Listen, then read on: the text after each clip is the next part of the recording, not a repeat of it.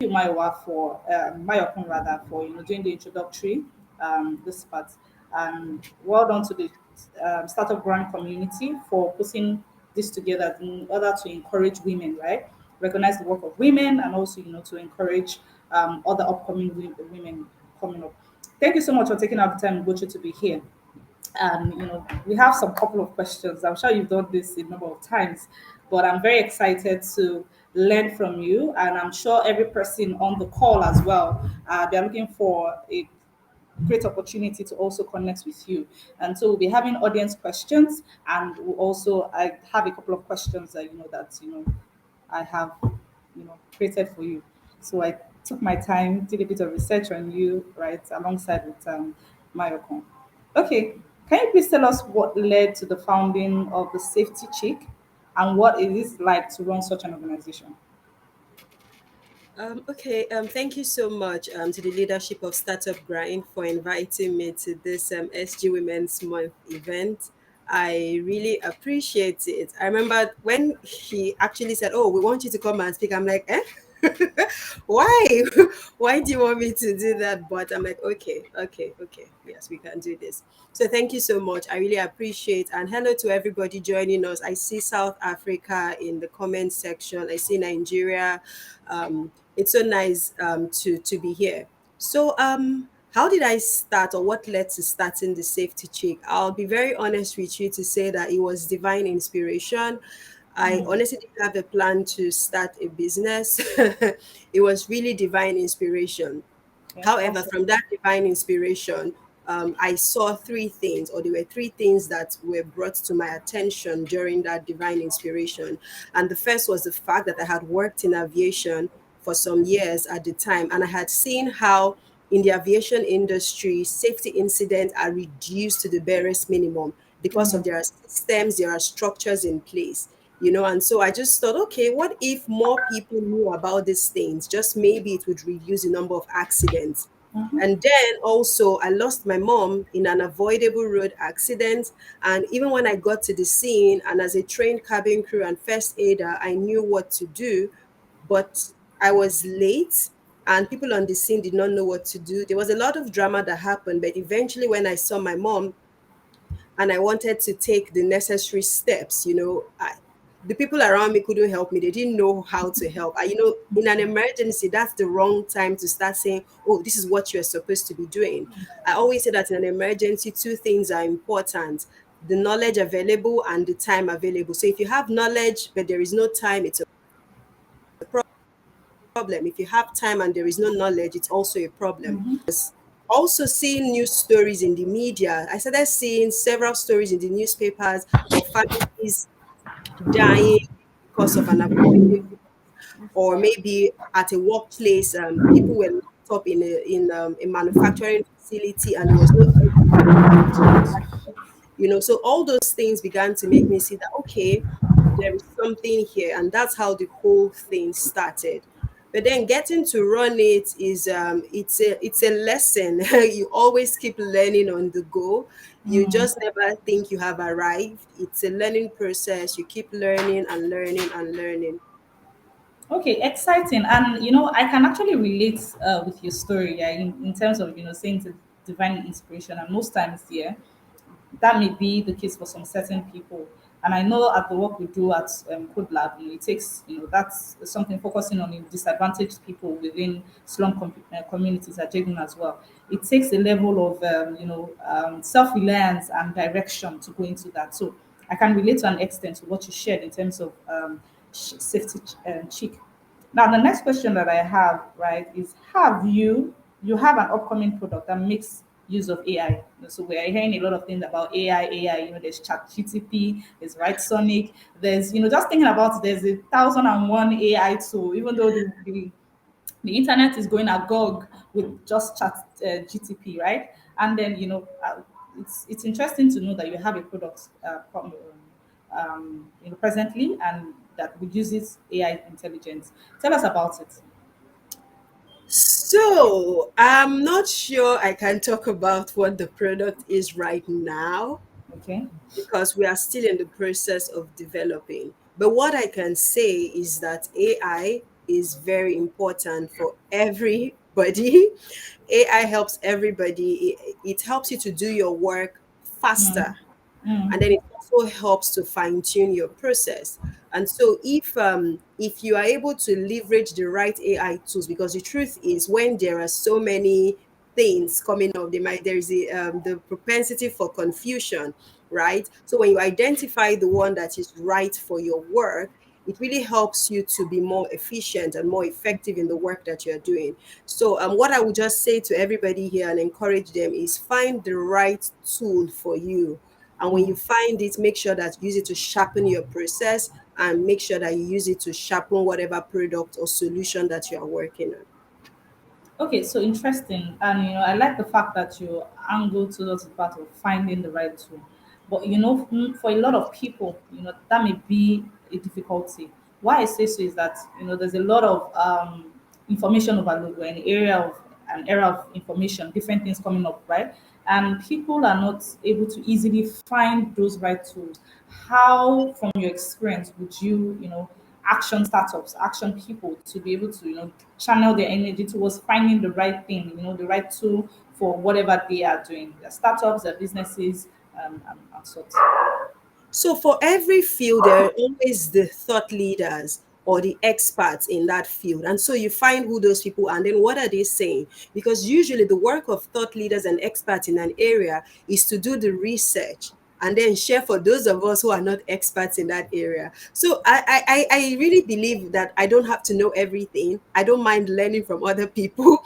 And so I don't want to start to learn anything from scratch when somebody else has done that work, because that is their core area of strength, and then has diluted it into a form that I can use. So for me, how I learned a lot of the things that I know with AI is by following John Obidi. He has this platform called Creator Lab, and there you are taught about various tools. Now the onus is now on you, the startup founder or the entrepreneur, to now determine, okay, how do I use this tool to suit what I need? So they share many things, but then I take what matters to me. So I would say to every startup founder and to every entrepreneur, do your research. Who are those that are the thought leaders or experts in that area? What are they saying? Which ones have they shared? Which ones did they say they have tried and it works best for the kinds of thing that you're working on? And then even though you think it doesn't work with your sector yet, look at it critically. Is there a way you can tweak it to suit what you're working on? There will be times maybe the solution is not exact for you, but with a little tweak here and there or a combination with other stuff, it gives you what you want. So I would just say the key is to find the experts and the thought leaders. And how can you find them? They're on social media. Put in the right keywords, their names would pop up. Search, read, evaluate what you are seeing. Does it match? If it matches, dig in some more. If it doesn't match, you move on to the next thing. One of the important things about an entrepreneur is that you have to be willing to go the extra mile. You have to be willing to try to try many things and then find the one that works or that suits your own unique context. Awesome. Thank you so much for sharing. I think I would agree with you in terms of people looking for precedents in terms of people within the field they're interested in, right? And then find relevant information from those people, those top leaders as well, and then that helps help make your journey better. Okay. So my next question, just builds on your fantastic profile. From your profile, we can say that you're a rare gem, you're a great achiever, you've been a beneficiary of the Tono Ilumelu Entrepreneurs, you're the first coordinators of Yali Network Nigeria, you're a Yali RCL alumni, a Yali Mandela Washington Fellow, a recognized global woman change maker, and you've been mentioned alongside people like Okoji Nwala,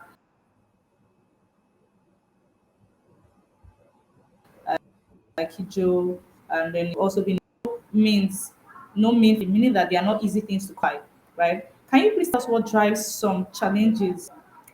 you on, and some challenges you have faced and how you have overcome them?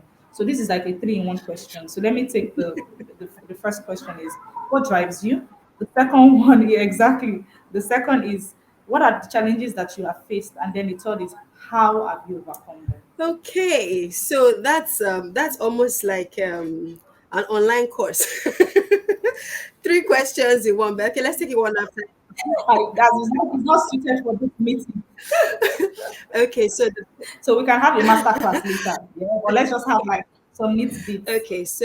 what drives me? Um, I like I like to make things better. When I see a problem, my mind just begins to think of what can be the solution. How can we solve this thing? Who needs to get involved? What are the partnerships? So my mind thinks in patterns. So it can draw end to end patterns from, okay, this is the problem. This is what the things that need to be done to get to the solution. And so I just like things to be done well, and I like to contribute to solving something. So when I see an opportunity for something like that, my mind just begins to work. And so I'm thinking, and it's not even just about, in the entrepreneurship side of things, that flows out even to being in various groups and communities, doing group tasks or serving on different committees or boards, as the case may be. I just want things to be done well. So that desire to make things better, that desire for excellence, I would say that that's what drives me, because I see that when we go out into the world and we show up as the best version of ourselves, it really makes an impact in the lives of other people, whether those that are going to benefit from it directly or those who are just watching you do what you do. So you see that it's beyond you as a person. There's a ripple effect. And so for me, it's just really important that, I keep contributing to solving problems in the environment, and shining the light, showing other people how things can be done, or at least the steps. Because since I know how to get things into steps, people can see that, okay, if you do this, it will get you to this level, and all of that. So for me, it's about making things better. And then when you say what are the challenges, so the truth is the journey has been with its own challenges, right? There is no you never I don't think we would ever get to the point in our lives where there will be no challenges. It's just that, as you grow, you have wisdom from a previous challenge that is transferable to the next challenge. So I usually say that each level has new devils. What you have passed before, when you scale to the next level, you meet another one. So there can be different kinds of challenges. Personally, I've experienced the time when nobody really believed in what I was trying to do, and I had to believe in myself and believe in what I was doing enough to now get the critical mass, and now believed in me and what I was doing.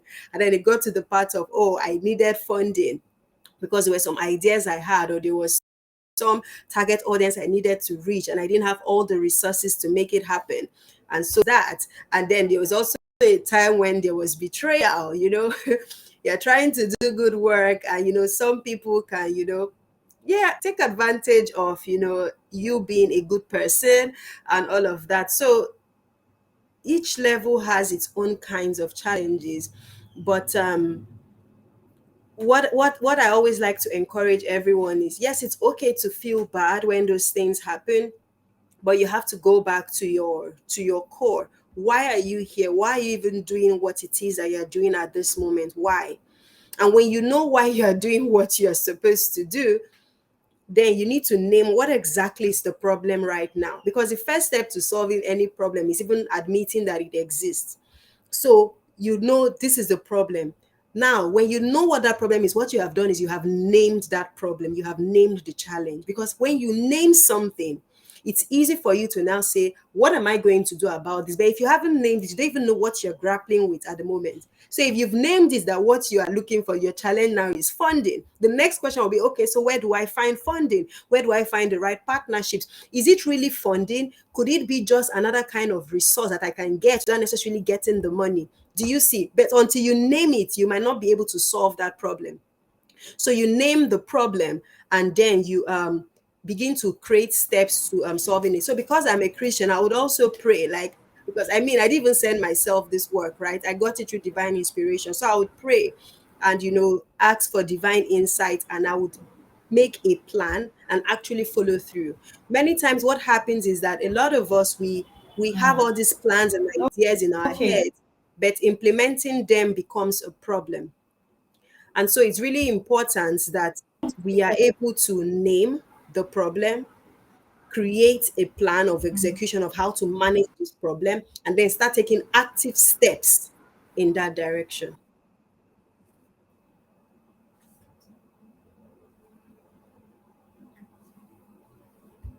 Confirm you can still hear me.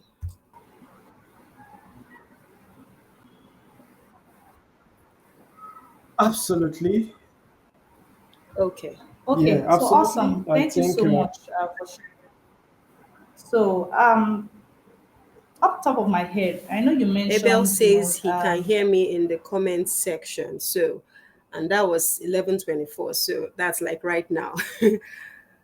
So yes, he can hear me.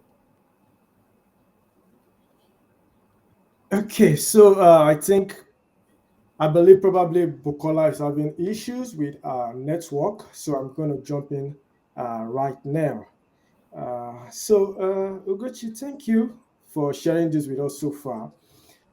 Can you please tell us how important is self awareness in the process of personal growth and development?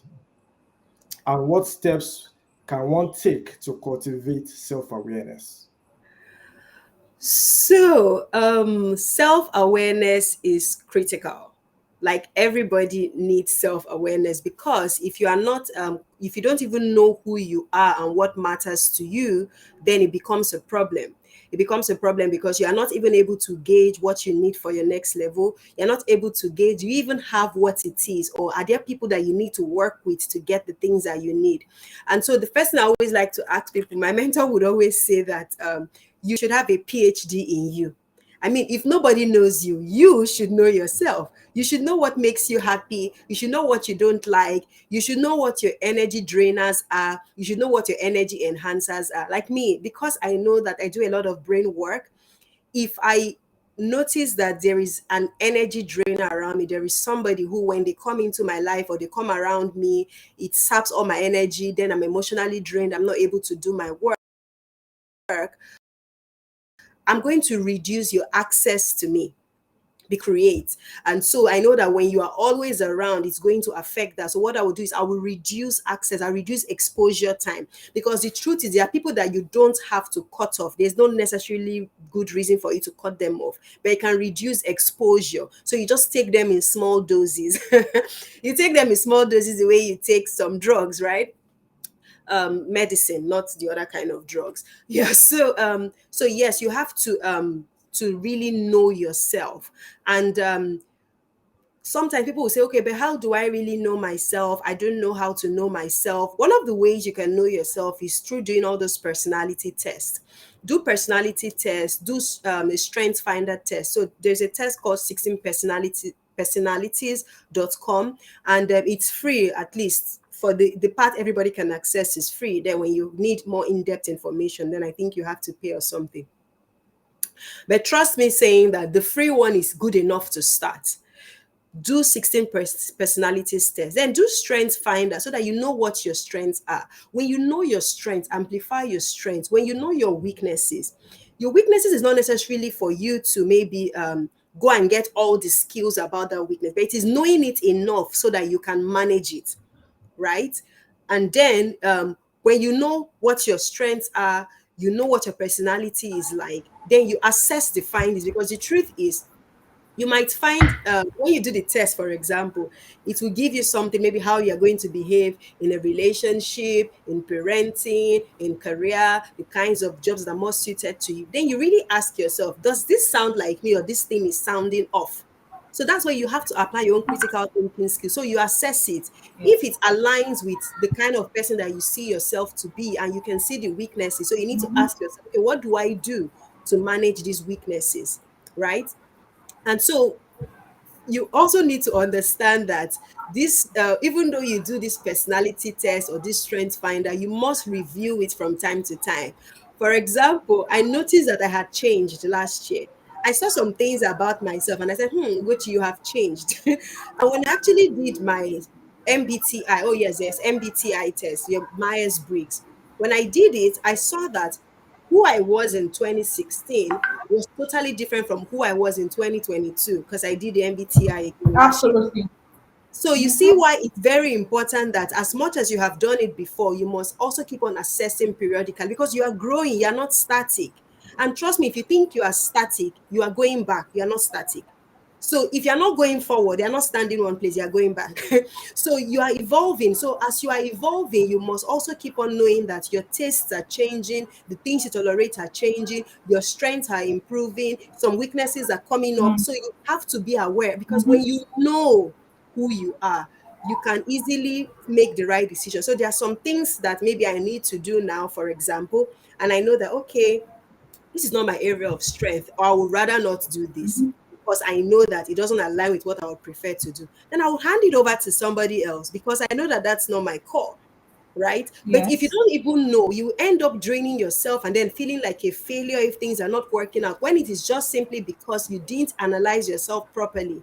And does it mean there is no room for improvement? Remember, we keep growing, we keep evolving. So whatever you find when you do all those things is just a foundation for you to actually have some deep conversation with yourself and make plans for the future. Okay, so I think it's been a very interesting conversation so far, and it's great. We have a lot of speakers from Lagos, rather attendees from Lagos, Nigeria. We have some from Jos. Thank you all for joining, and the new people are joining as well. And I like the fact that you said, being self-aware, right? I think that's a very interesting thing, and also delegating is key because as startup founders, we can stress ourselves so much with I want to do everything, or someone cannot do something as good as I can do, and that's really a big issue, and that leads Yep. to burnout. Now it leads to the vision not continuing as a result. And if one is able to really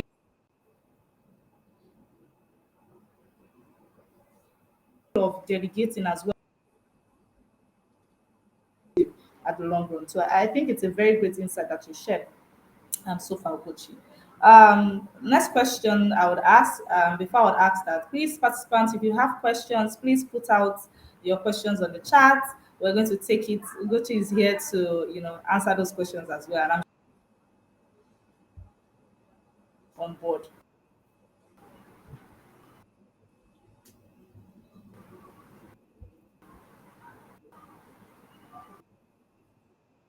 The question I have for with the rise of automation and AI, can you hear me, Ugochi? Please confirm you can hear me, because I think your screen blanked out. Yes, I can. It could be my own end. Great, great. So with the rise of automation and AI, how can individuals future proof their skills now growth in a rapidly evolving market? We are now in an agile environment. You create a product, and before you know,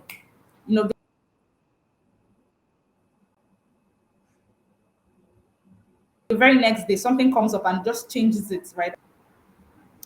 So the world is going to keep changing. What's really important for everyone is to be a keen learner.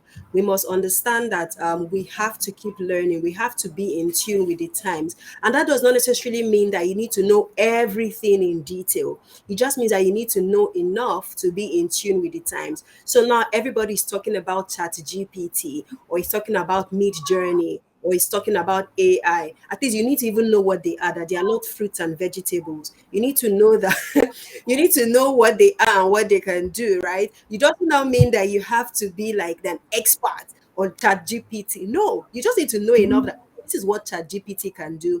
This is what I can use it to do in the work that I do, and that's it. So that when people are Mm. having conversations about it, you know its abilities and its weaknesses, because even ChatGPT has its weaknesses, right? But then because it is something that they keep tweaking it to make it improve. It keeps on improving. The version it is on now is totally different from the very first one. But does that even make it perfect? No, not yet, right? But you can see that aptitude of learning. Even ChatGPT has it. ChatGPT is learning. So who am I? Who are you not to keep on learning? So each of us, we need to be in tune with the times, know what is being said, at least just for knowledge sake. Okay, this is what they're talking about.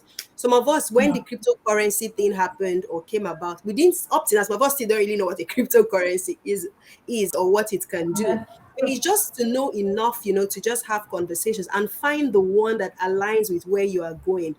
like I said, you don't have to know everything. You don't have to have the entire knowledge, but you should just know enough to see how you can use it in your work and how the potential it has in your industry. Because remember, as much as you're an entrepreneur, you're not just working in silos. There are other things around you that can affect the work that you do. So you're not learning only for your business, you're also learning to see how is it shaping the trend in your industry, because that would also help you to So, position and know how to tweak things as the case may be. okay, awesome. So, you know, the Q&A has started, so please put in your questions. We'll also take part, right? And off the top of my head, the next question I want to ask is, in the digitally connected yet increasing isolated world, how can individuals foster meaningful connection? All right, I'll put an emphasis on meaningful connection and relationship that contribute to personal growth and well-being. Because we have a lot of online tools, social media, and then a lot of them are just relationship on the surface, right? How can we go further? Because I know with your experience, you've had to foster relationship, digitally.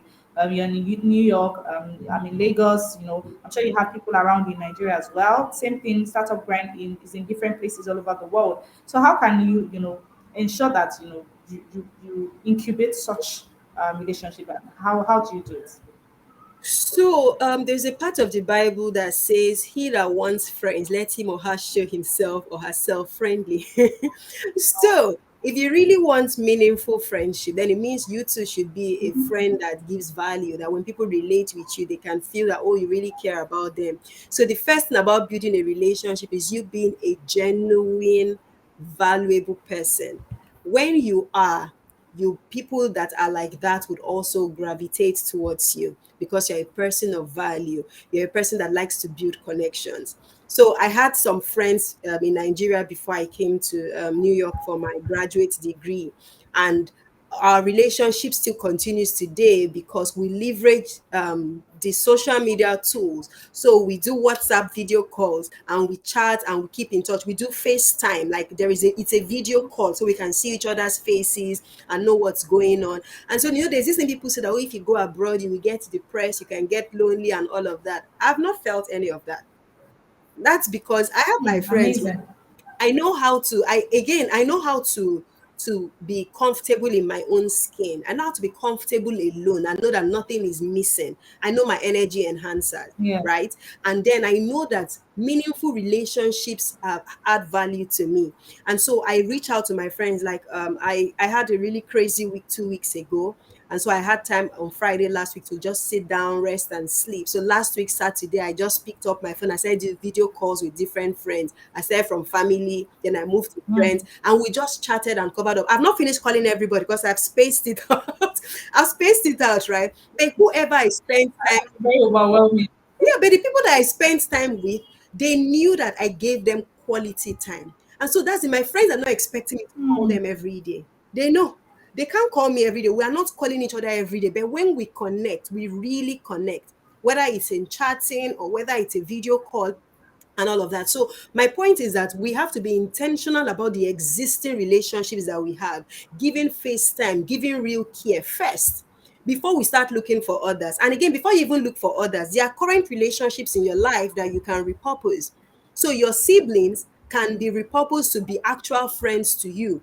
Your co-worker or your friend that you go to certain startup events with can be repurposed to be maybe like your thinking partner and a real friend. But if we keep on thinking, oh, I need to get new friends, meanwhile, you have some people now that you're not leveraging optimally, then it's a problem. You need to ask yourself, how can I show up as a better friend for these people?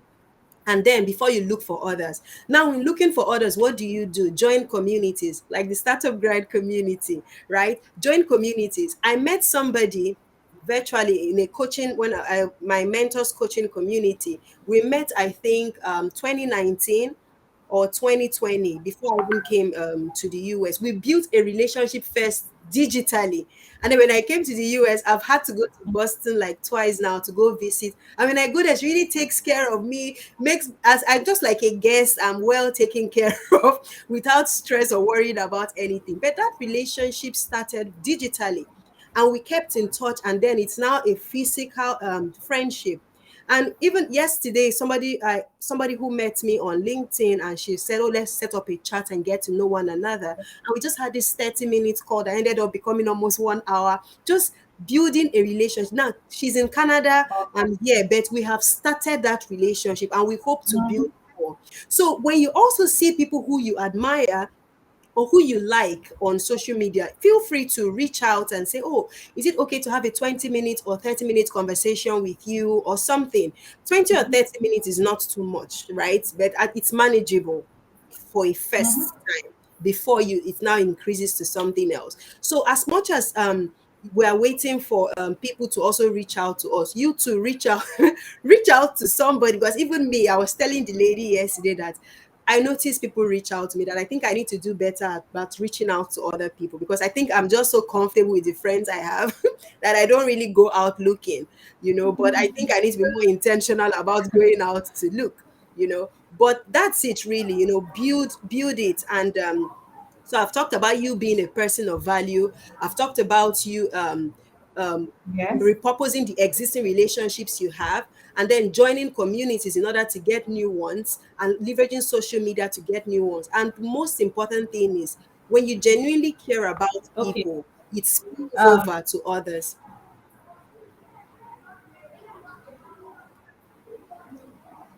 okay. Awesome.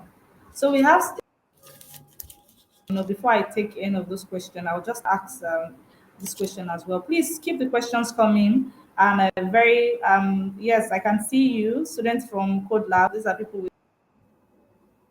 within a Jingle community and underserved areas, and they are joining us into Ugochi, onto the startup grant community for putting this up, because this is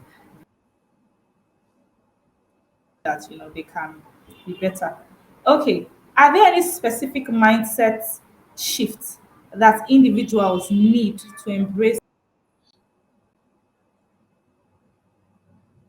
in this? Issues of mental health were not as loud as it is right now. It's not like you check mental health now, right? How can people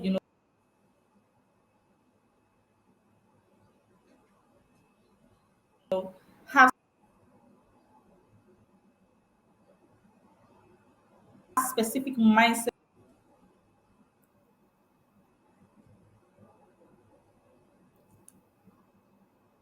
Okay. So it looks like I can't hear anything anymore, but I think the question you were asking was about what kind of mindset, at least that's what I heard. What kind of mindset should people have, most especially now, right? Can you still hear me? Can somebody confirm if they can still hear Absolutely, me Ugochi. I- before I Okay, start? but did you get the question I said? Okay, yes, I think you were asking about the type of mindsets Yeah, people should. exactly. Now, based on the disruptive age we have, I said Okay. So yes, the mindset everybody should have should be a growth mindset and not a fixed mindset. A growth mindset knows that there is always more to learn, and that even if it is given a task now that seems like it is out of reach, but maybe they did a little bit more study, or if maybe they took some time to read, or they took some time to ask some people questions, or to maybe just do a search on social media or on Google or even on Chat GPT, as the case may be, they would find something. And that when they find that something, they can assess what they are finding, take out what is important, and implement in their life. And my mentor, I've spoken about my mentor a lot today. My mentor likes to give an example. There's an analogy of the growing child that she uses when she tries to explain what a growth mindset is. And I'm going to use that analogy because I feel like everybody can relate to it. When a baby is born, right? When a baby is born, there is chicken, there is juice, there is jollof rice, there is fried rice, there is all of these amazing food, right? But the only thing that baby is given is breast milk. And if it is a baby that is not taking breast milk, the thing the baby is given is formula. And you see when the babies are taking this breast milk and formula, sometimes they are scratching their head like, oh my God, this thing is so Like lovely. it's funny. You get they'll be they'll be really enjoying it. But guess what? When that child begins to move to the toddler stage, when you're trying to wean them off breast milk and formula, and maybe you crush chicken, or maybe potato, and you shall crush those and you give it to them and they taste it. They're like, wow, so there was something like this, and you were giving me just breast milk. Can you see? Same as when the child wins off that state and starts eating other things that adults are eating, the taste is changing. And it is saying that there is more beauty in the world. That is how it is when you have a growth mindset. If you stay where you are, you are thinking breast milk is all there is nothing more. You are missing out on the chicken, the fried rice, the jollof rice, the quesadilla, and all the amazing tacos and every other amazing food, that Yeah. is there.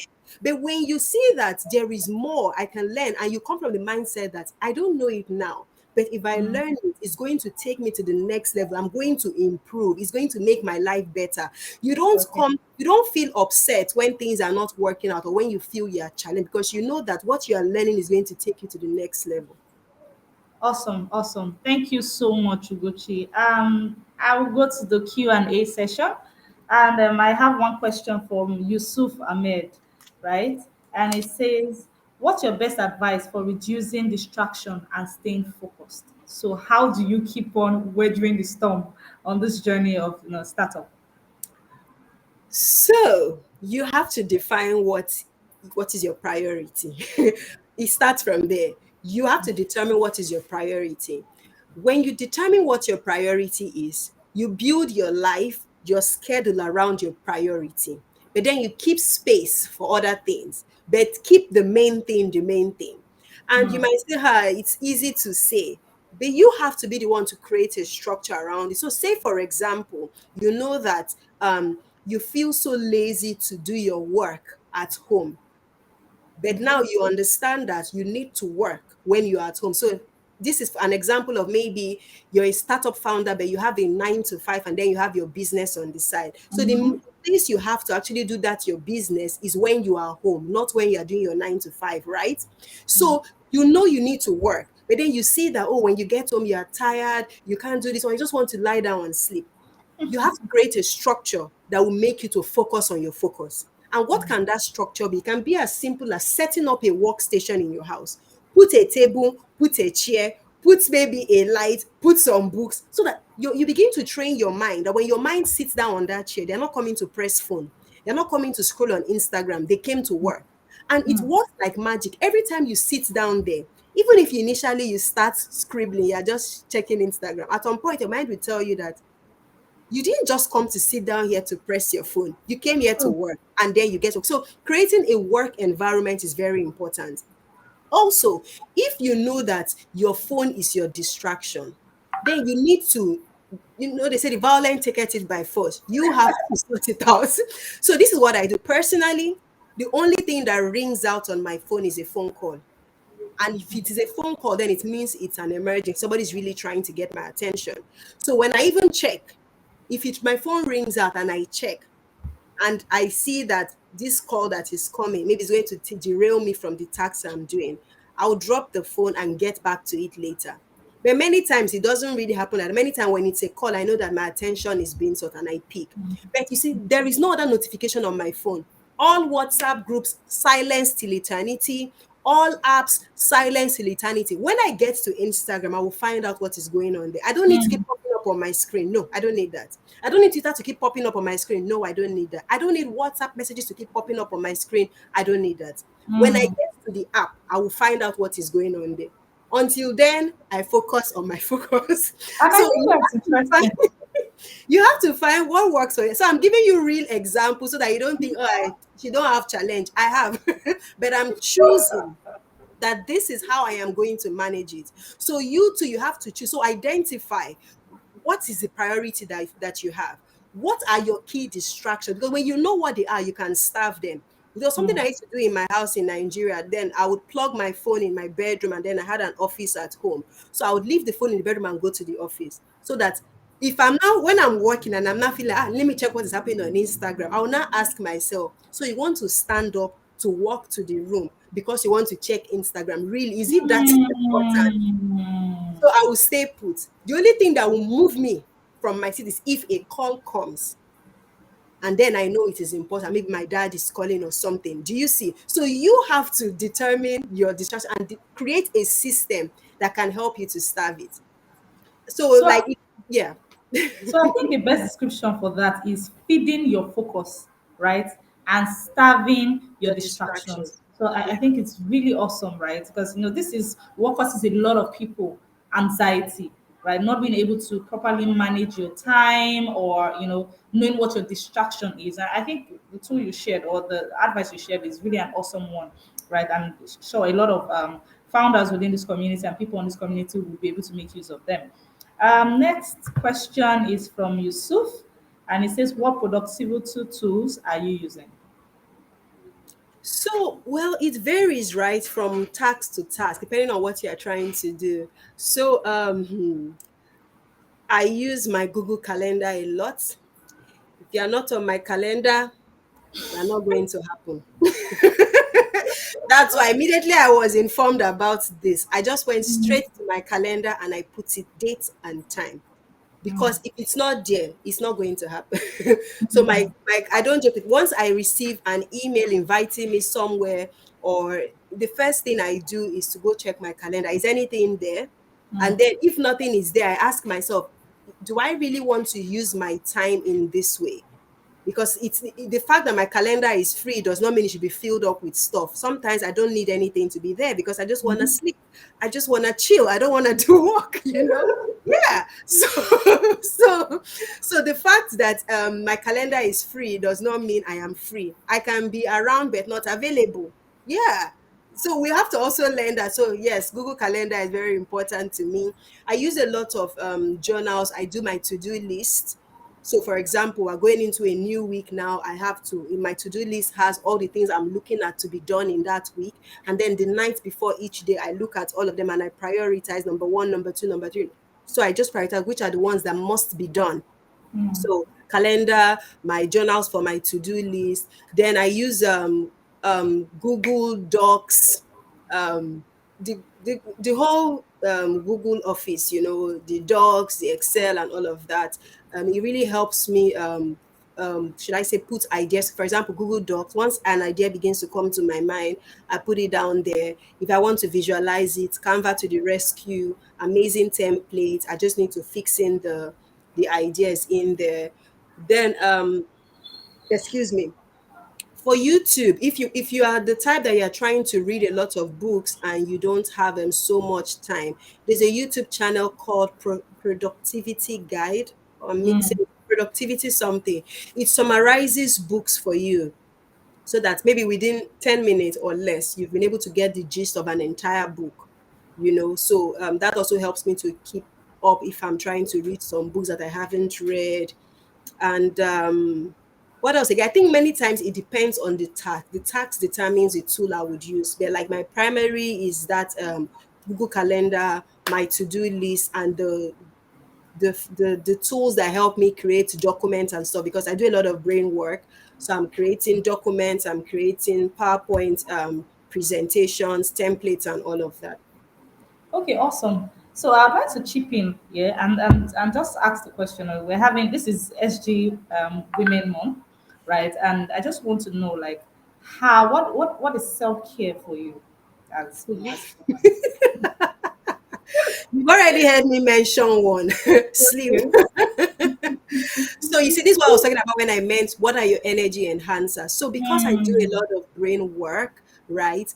Rest is very important to me. I don't joke with my rest. So sometimes there is nothing on my calendar. It is just to just chill, just sleep, just lie on my bed and not do anything, not worry about anything. So for me, self-care is having my alone time so that I can do whatever I want, whether it's reflection, whether it's journaling, whether it's just taking care of myself, doing my nails, just I don't know, just taking care of myself, basically, just feeling pampering my own self, doing my skin routines, just taking care of myself.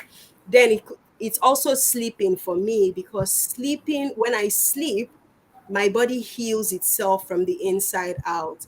I'm able to just rest. And many times ideas and insights rush my mind when my mind is calm. And sometimes it's also a way of God also giving me inspiration when I'm in that rest state, I'm sleeping and all of that. So there is the personal care to reflect and just journal, and then there is sleeping, then there is music. I love worship songs. I'm a Christian, like I've said and hinted many times.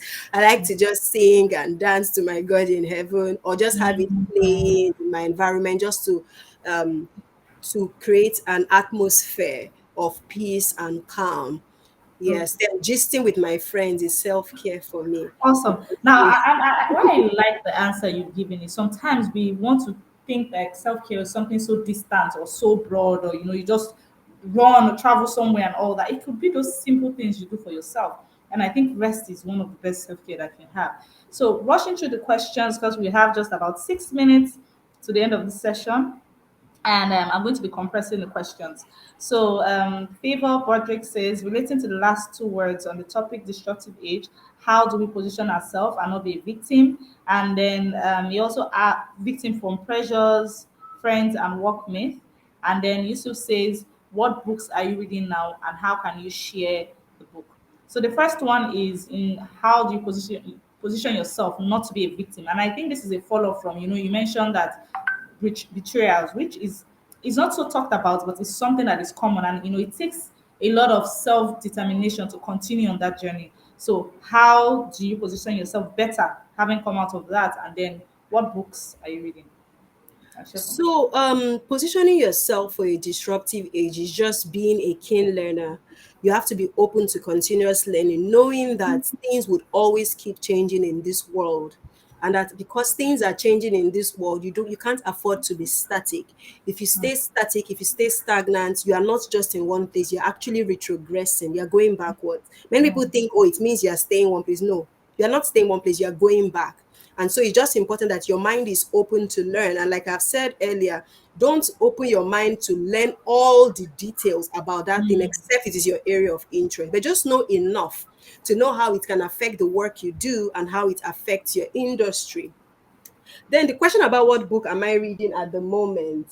Um, well, the last one I finished reading was Leadership Theories and Practice, and that was because I was a teaching assistant on a course for undergrads here at NYU, and I literally had to read the entire textbook to make notes, to make PowerPoints for my boss. And it was really interesting reading it to see how leadership had evolved over time. And yes, it had evolved, and even before, when it was more masculine, and then how they've tried to make it a bit more blended, and then now how it has even evolved to the part of digital. We're working with teams from across the world. Like, just look at this startup grind taking place. We're all in different locations, and this is happening because there's a leadership team behind this that has made this a success. So these things might look like, is it not just? But it's not just. People wrote books about things like this. Yeah, theories undergirding these things. And that's it's from, and the leadership theories and practice is written by Nothouse. Yeah. Okay, awesome. Thank you so much for sharing. Okay, so that's all for the question and answer. I still have a question to ask, which is my last question, and as we're rounding up. So, as we conclude this fireside chat, even though there's no fire, it's digital, so it's fine. We can put on a digital fire to make us have that feel in our minds. What final words of wisdom or guidance would you like to share with the audience on their path towards becoming a better version of themselves in this disruptive age? Okay, so I always say that whatever is worth doing is worth doing well. Whether you're doing it for one person, five people, or 10,000 people. Because the truth is, how you do one thing is how you do everything. So if you're not showing up well now because you think, oh, it's just one person, it's just two. When you are in front of 1,000 people, you will make some mistakes Hmm. that will be obvious on that stage. Other things might be okay, but something will come out that this is not your standard. And so you need to make excellence your standard. You need to make your standard of your excellence should be your standard, so that whether it is one person or 10 people or 1,000 people, you are always on point. Okay, and I think I like the fact that you projected excellence, and that's key because not a lot of people really, associate themselves with excellence. People just want to do, half work, haphazardly, and then, get the so-called glory or whatever story that comes to it. But excellence is recognized every and anywhere. And I would say it's been an interesting conversation with you, Ugochi. You've really shared a lot of insights. There's been a lot of learning, and trust me, you're an inspiration to a lot of people. Right, hearing you speak today, and especially for the women community, and that's something that I would say keep it up. Well done on the good work, and many more great things to come. So I'll be handing over, the moderator and the host baton to Mayokun as it concludes on this. Thank you so much. My name is Bukola Gbemi, co-founder of Code Lab, team lead of She Codes AJ, where we train girls in Ajegunle rural community on tech skills. And it's been a pleasure moderating this session, and it's great meeting you. And we do hope in the future we would have you around, for one of our community, digitally or online or whatever it is. Thank you so much for your time. Thank you for having me. All right. Thank you very much, Bukola, for that wonderful moderation. And also thank you, Ugochi, for taking out time out of your busy schedule to be with us this evening. I know it should be like in the morning where you are in New York.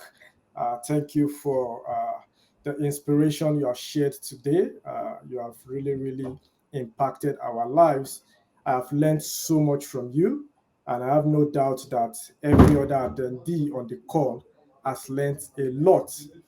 I truly and sincerely, on behalf of Startup Grind Lagos, on behalf of Startup Grind Jos, our co-host, and the entire Startup Grind community, we say a big thank you for being our special guest and speaker on this year's SG Women Month. We trust that whenever we call on you again, you would oblige us of your presence, your knowledge, and your wealth of experience. So once again, thanks to our partners, Code Campus, Boolean Labs, Code Lab, and Yali Lagos.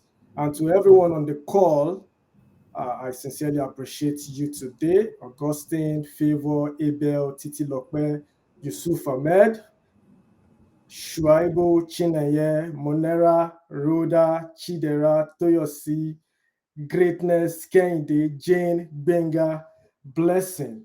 Thank you all. I know that we had some last minute change of venue, and many of us are not yet used to Bevy, but we are glad that despite the little, the change, you guys still deem it fit to be on the call today. So thank you so much for being a part of it.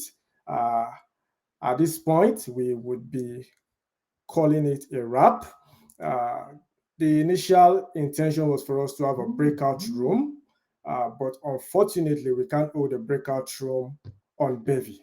So what I'm just going to do right now is that I will give everybody the access to turn on your cameras and your microphones, and probably we have a brief networking session before you exit the meeting.